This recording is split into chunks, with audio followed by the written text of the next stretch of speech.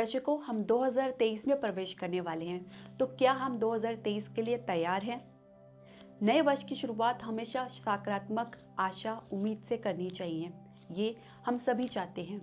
हरे कृष्ण दर्शकों, मैं आचार्य पूजा आपका वैदिक एस्ट्रो केंद्र में स्वागत करती हूँ। दर्शकों, बीते 2 वर्ष में हमने बहुत कुछ झेला, संघर्ष किया, बहुत कुछ खोया और बहुत कुछ ऐसी तकलीफ हमने देखी जो शायद हम दोबारा देखना नहीं चाहेंगे। लेकिन गोचर में ग्रह की कुछ ऐसी स्थिति होती है जिसके कारण हमें ऐसे परिणाम देखने को मिलते हैं। जैसे कि शनि मकर राशि में गोचर कर रहे थे, जिसकी वजह से स्थिति काफ़ी भयानक थी। लेकिन नए वर्ष में काफ़ी परिवर्तन देखने को पाएंगे, खासकर शनि की, बृहस्पति की और वर्ष के अंत तक राहु और केतु की। लेकिन ये ग्रह ऐसे हैं जो धीमी गति से चलते हैं, जिसके कारण ये हमारे जीवन में दूरगामी परिणाम देते हैं, बल्कि कुछ ऐसे परिणाम देते हैं जो हमें लंबे समय तक याद रहते हैं। कुछ ऐसी स्थिति उत्पन्न करते हैं, कुछ ऐसी परिस्थिति हमारे सामने बनाते हैं जो हम कभी कभी झेल नहीं पाते हैं या संघर्ष करते हैं या झेलने के लिए मजबूर हो जाते हैं। लेकिन हमें मानसिक स्तर से तैयार रहना पड़ेगा, सकारात्मक रहना पड़ेगा और अपने को मजबूत करके चलना पड़ेगा, तभी हम इन स्थिति को कंट्रोल कर पाएंगे। इसके अलावा ग्रह गोचर की स्थिति चाहे जो भी हो, आपकी कुंडली के अनुसार, आपके भाव के अनुसार, लेकिन अगर आप उपाय करेंगे, ईश्वर पर श्रद्धा करेंगे, भगवान पर विश्वास करके चलेंगे, तो आप बहुत सी स्थिति को पार कर पाएंगे, बल्कि उसको सकारात्मक रूप से लेंगे और उसमें सफल भी रहेंगे। दर्शकों, ये सत्य है। इसके अलावा अगर आप नए वर्ष में प्रवेश करें तो एक बात हमेशा याद रखें कि हमेशा नए वर्ष की शुरुआत किसी धार्मिक स्थल पर जाकर करें, ईश्वर का आशीर्वाद लें, माता पिता का आशीर्वाद लें। इसके अलावा कुछ ऐसे दान करें अपनी यथार्थ शक्ति के अनुसार, जैसी आपकी शक्ति है उसके अनुसार आप किसी गरीब को दान करें, कुछ भोजन करा सकते हैं, ठंड है तो कंबल का भी दान कर सकते हैं। ये आपके जो छोटे मोटे दान हैं, ये जाप हैं, बहुत दूरगामी परिणाम देते हैं। आपकी कुंडली में बने हुए ग्रह गोचर की स्थिति में अगर कुछ प्रतिकूल परिणाम आपको दे रहे हैं तो यही दान उसमें काफ़ी हद तक बहुत अच्छा कंट्रोल करते हैं, बल्कि उसके परिणाम को भी बदलने में सहायक होते हैं। यानी आपकी कुंडली में कोई ऐसे ग्रह हैं जो आपको नेगेटिव या नकारात्मक परिणाम दे रहे हैं, तो उसमें भी काफ़ी हद तक कमी करते हैं। दर्शकों, जैसे कि 17 जनवरी 2023 को शनि कुंभ राशि में प्रवेश कर रहे हैं और यहाँ पे वो लगभग 28 मार्च 2025 तक रहेंगे, तो ये सबसे बड़ा ग्रह गोचर हो रहा है। इसके अलावा 22 अप्रैल को बृहस्पति मेष राशि में राहु के साथ गुरु चंडाल योग का निर्माण करेंगे, तो ये कुछ ऐसे नकारात्मक युति भी बनने को देखने को मिलेगी। इसके अलावा वर्ष अंत तक यानी 30 अक्टूबर को राहु केतु भी अपना राशि परिवर्तन करके मीन और कन्या राशि में प्रवेश करेंगे। तो ये मुख्य जो ग्रह गोचर हमने आपको बताया।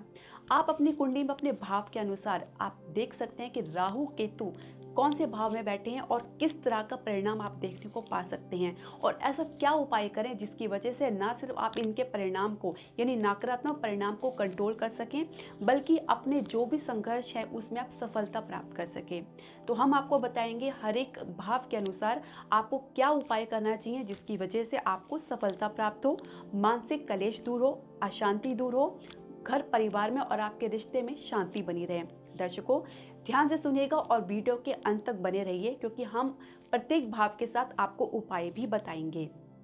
इसके अलावा हम ये भी बताएंगे कि आप ऐसा क्या कर सकते हैं जिसकी वजह से आप इनकी जो नकारात्मक परिणाम को कंट्रोल कर सकें या उसको रोक सकें। तो हम शुरुआत करेंगे सबसे पहले प्रथम भाव से। दर्शकों, अगर राहु केतु आपके प्रथम भाव में है तो केतु या राहु आपके सप्तम भाव में होंगे, तो जिस कारण आज आपके दिमाग ऐसे व्यक्ति के दिमाग में भ्रम की स्थिति बनी रहती है। परिवार में या रिश्ते में काफ़ी तनाव देखने को मिल सकता है, वाद विवाद देखने को मिल सकता है। कुछ ऐसी उम्मीदें आप आपके पार्टनर आपके प्रति रख सकते हैं या आप उनके प्रति रख सकते हैं जो कभी पूरी ना हो सके, जिसकी वजह से संबंध को आगे तक ले जाना मुश्किल हो जाता है। रिश्ते में काफ़ी हद तक तनाव आपको देखने को मिलता है, गलतफहमी काफ़ी हद तक बढ़ जाती है। इसके अलावा दृष्टि भ्रम भी होता है, कुछ निर्णय आप सही लेते हैं लेकिन आप उसको पलटकर गलत कर लेते हैं, ये तो काफ़ी संभावना होती है। इसके अलावा आप देखेंगे कि आप जो भी कार्य करें, आपका व्यवसाय करें, उसमें भी आपको जो परिणाम आपके अच्छा अनुसार नहीं मिल रहे हैं। तो क्या ऐसा कर सकते हो उपाय जिसकी वजह से आप इनको कंट्रोल कर सकें, इनको जो बुरे परिणाम को कम कर सकें। दर्शकों, आप नियमित तौर से गणपति का जाप करें। इसके अलावा प्रत्येक महीने की शुक्ल पक्ष की अष्टमी को दुर्गा जी की पूजा करें और नियमित तौर से उनके बीज मंत्र का जाप करें, जिसमें ओम दुम दुर्गाय नमः काफ़ी शक्तिशाली मंत्र हैं। ये राहु के नकारात्मक प्रभाव को या केतु के नकारात्मक प्रभाव को कम करने में काफ़ी सहायक होते हैं। अगर राहु केतु आपके द्वितीय और अष्टम भाव में हो तो किस तरह की स्थिति आपको देखने को मिलती है? ऐसा बहुत बार देखा गया है कि आपके कटु वचन की वजह से आपकी दूरी परिवार के साथ काफ़ी बड़ी हो जाती है या परिवार से अलग रहने पर मजबूर हो जाती हैं। परिवार में कुछ ऐसे षड्यंत्रकारी रिश्तेदार होते हैं जो आपके प्रॉपर्टी से संबंधित कुछ ऐसे षड्यंत्र आपको देखने को पा सकते हैं, कुछ ऐसी कॉन्स्पिरेसी आप देखने को पा सकते हैं। इसके अलावा आपकी वाणी की वजह से, आपके अत्यधिक बोलने की वजह से आप कई बार मुसीबत में फंस जाते हैं।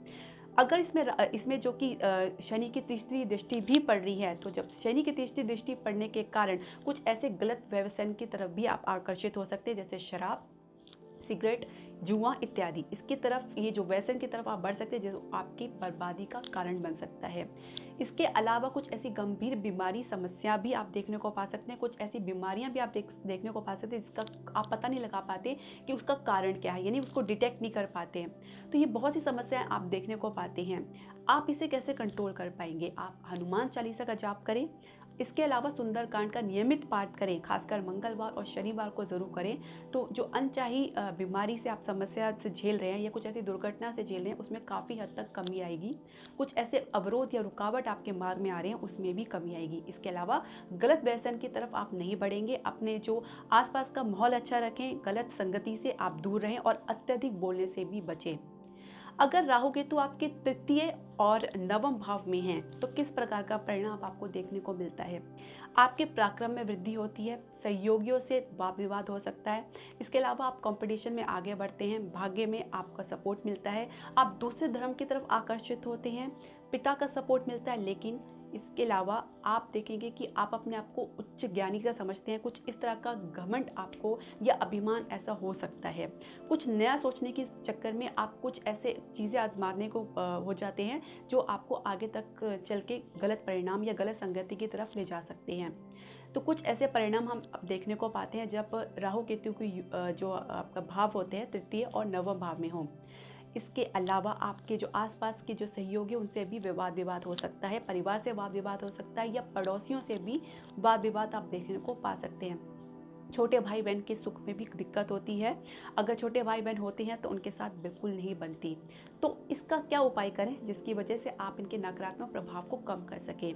तो इसके लिए आपको तो सबसे पहले अति आत्मविश्वासी बिल्कुल ना हो या ओवर कॉन्फिडेंट होने की बिल्कुल भी ज़रूरत नहीं है।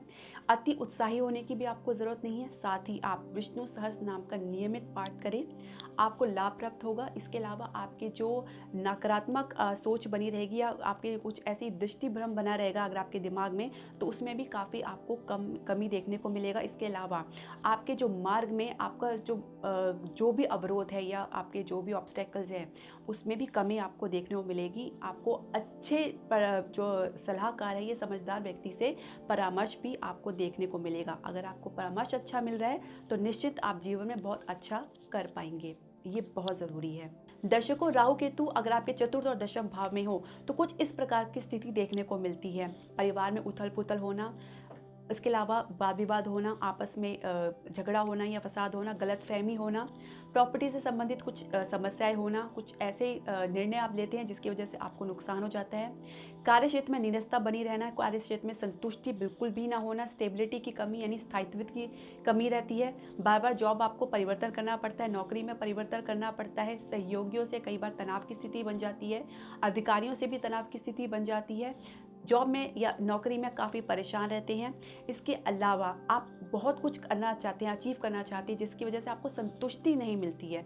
ये सबसे बड़ा कारण होता है जिसकी वजह से आप निरंतर भटकते रहते हैं। घर की भी कुछ कमोबेश यही स्थिति रहती है, तो कहीं भी आपको शांति नहीं मिलती। तो इसका क्या उपाय है? सबसे पहले आप संतुष्ट रहना सीखें, खुद से भी संतुष्ट रहें और अपने जो भी आपने कर्म किए उससे भी संतुष्ट रहें। इसके अलावा गणपति का आप जाप कर सकते हैं। इसके अलावा सिद्ध कुंजिका स्त्रोत का पाठ कर सकते हैं। दुर्गा सप्तशती का पाठ करें, आपको विशेष लाभ होगा। दर्शकों, राहु केतु अगर आपके पंचम और एकादश भाव में गोचर कर रहे हैं तो कुछ इस प्रकार की स्थिति आपको देखने को मिलेगी। संतान पक्ष से कुछ ऐसे समाचार मिल सकते हैं जो आपको दुखद कर सकते हैं। इसके अलावा कुछ ऐसे अचीवमेंट भी देख सकते हैं जो आपको हैरान कर सकती है। कुछ अप्रत्याशित लाभ भी मिल सकता है, लेकिन आपके कुछ ऐसे लाभ हैं जो आप चाह रहे हैं, आपकी इच्छा कर रहे हैं, लेकिन वो बिल्कुल भी नहीं हुआ, यानी काफ़ी नुकसान आपको हो रहा है। इसके अलावा आप देखेंगे कि आपके जो परिवार है, आपके जो अपने पर्सनल रिलेशनशिप है उसमें काफ़ी कमी है, काफ़ी एक तनाव देखने को पाएंगे। जो भी आप रिश्ते पर विश्वास करेंगे उसमें आपको भ्रम की स्थिति बनी रहेगी, कन्फ्यूजन की स्थिति बनी रहेगी। आपको ये लगेगा कि आपके पार्टनर आपके लिए संवेदनशील है या आपके प्रति ईमानदार है या नहीं है। इसके अलावा धोखा मिलने की पूरी संभावना रहती है, क्योंकि राहु एक मास्क है, नकाबपोश ग्रह है। आपके सामने जैसा होता है वह वैसा असल में होता नहीं है, जिसकी वजह से इस भ्रम की स्थिति में आपको विश्वास नहीं हो पाता और रिश्ता कभी भी चल नहीं पाता। इसके अलावा पढ़ाई में भी कुछ मन नहीं लगता, कुछ बोझिल सा लगता है। तो ये स्थिति कुछ आप देखने को पाते हैं। अब आप इसको कैसे कंट्रोल कर पाएंगे, कमी कैसे कर पाएंगे इसके प्रभाव को? आपको करना है गणपति के अथर्व शीर्ष का नियमित तौर से जाप। ये आपके राहु केतु के नकारात्मक प्रभाव को काफ़ी हद तक कम कर देगा, और जाप आप श्रद्धा विश्वास के साथ नियमित तौर से करें। अब बात करेंगे राहु केतु अगर आपके छठे और 12वें भाव में गोचर कर रहे हैं तो कुछ इस प्रकार की स्थिति होती है। आप देखेंगे कि आपका विदेश यात्रा का योग बन रहा है, कुछ ऐसी लंबी यात्रा का योग बन रहा है, कुछ ऐसी यात्रा भी आप कर सकते हैं जिसका कोई अर्थ नहीं होता, या निरंतर भटकाव देखने को पाते हैं, कुछ स्वास्थ्य संबंधी समस्याएं देख पाते हैं जिसकी वजह से अच्छा खासा आप उसमें खर्चा कर पा रहे हैं। इसके अलावा कुछ ऐसी स्थिति देख पाएंगे जिसमें आपको लगेगा कि आपकी बीमारी की जो जड़ है उसका कारण पता नहीं लग रहा।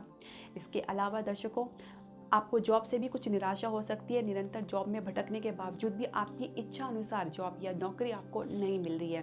कुछ यही हाल आपके व्यवसाय का भी होता है। इसके अलावा खर्चे जो है अनियमित बढ़ते जाते हैं, जिसका कोई आधार नहीं होता, जिसकी वजह से आपको मानसिक कलेश या परेशानी होती है। दर्शकों, इसके प्रभाव को कैसे कम कर सकें? तो इसके लिए आप चींटियों और मछलियों को भोजन नियमित तौर से कराएं। ये आपको ज़रूर लाभप्रद होगा। खासकर आप कोर्ट कचहरी मुकदमे में अगर फंसे हुए हैं तो ये आपके लिए रामबाण का काम करेगा। दर्शकों, राहु केतु अगर आपके सप्तम भाव में गोचर कर रहे हैं तो कुछ इस प्रकार की स्थिति आप देखने को पा सकते हैं। जीवन साथी से कुछ ऐसे रिलेशनशिप होते हैं जो अनएक्सपेक्टेड होते हैं, यानी उम्मीद से ज़्यादा होते हैं।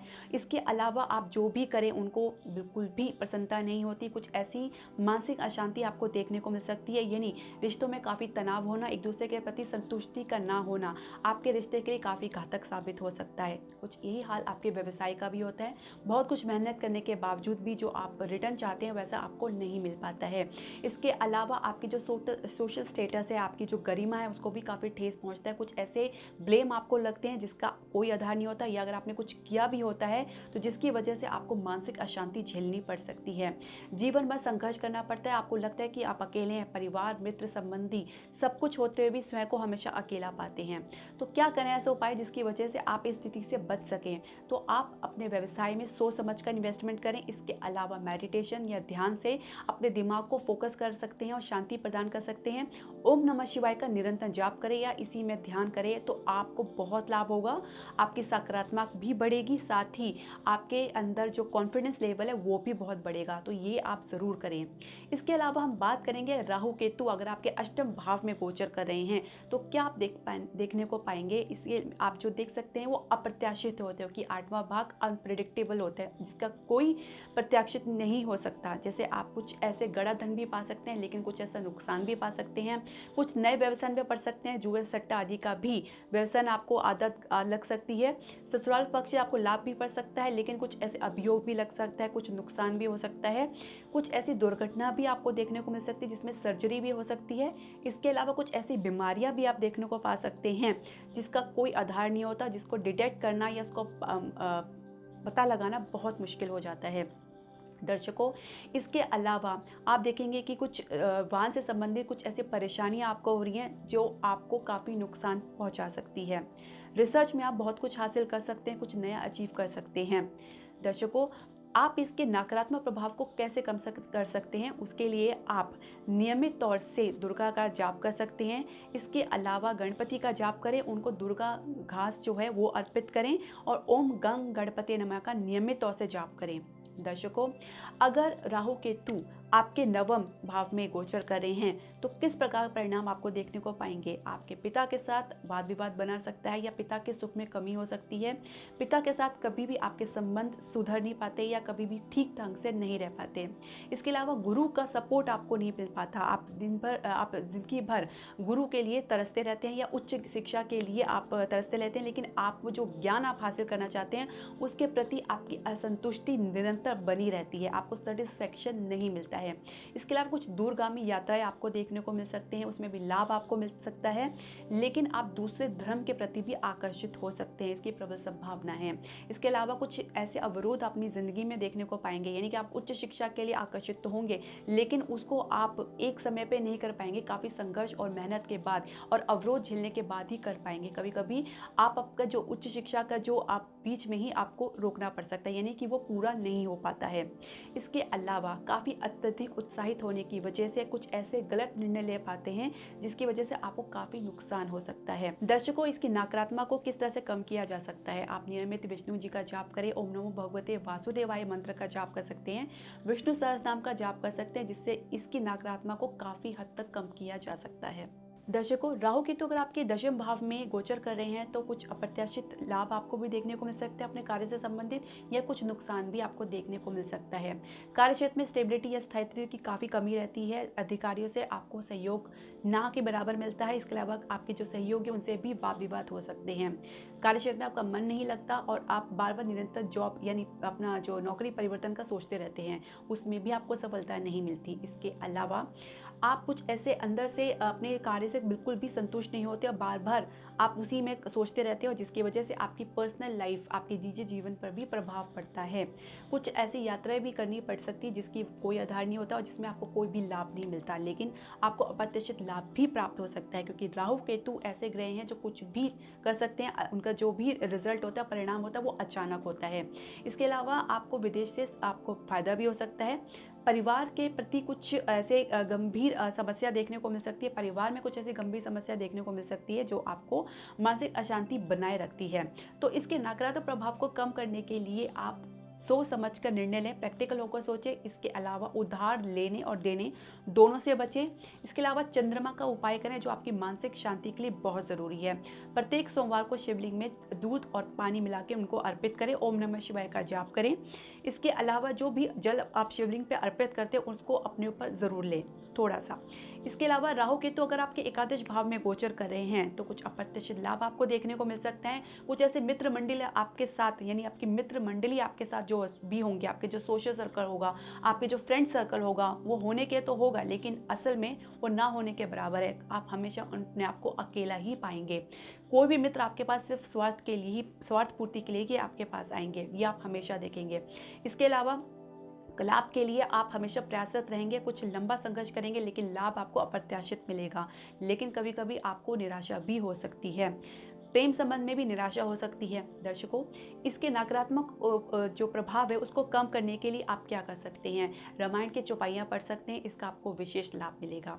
दर्शकों, राहु केतु अगर आपके 12वें भाव में गोचर कर रहे हैं, यानी द्वादश भाव में गोचर कर रहे हैं, तो कुछ विदेश यात्रा का योग बनाते हैं या विदेश यात्रा में परमानेंट सेटल का भी योग बनाते हैं, लेकिन साथ में कुछ ऐसी गंभीर और लंबी बीमारियां भी देते हैं और जिस पर आपका अच्छा खासा खर्चा भी हो सकता है। कुछ हॉस्पिटल में भी आप जा सकते हैं, ये भी कुछ ऐसी संभावनाएं बनी हुई हैं। इसके अलावा कुछ ऐसे जो दुश्मन हैं, ऐसे जो आपके जो दुश्मन हैं आपको नुकसान पहुंचा सकते हैं, खासकर आपके घर के भीतर के लोग आपके जो है आपका भीतरी घात कर सकते हैं, जिसकी वजह से आपको मानसिक अशांति हो सकती है।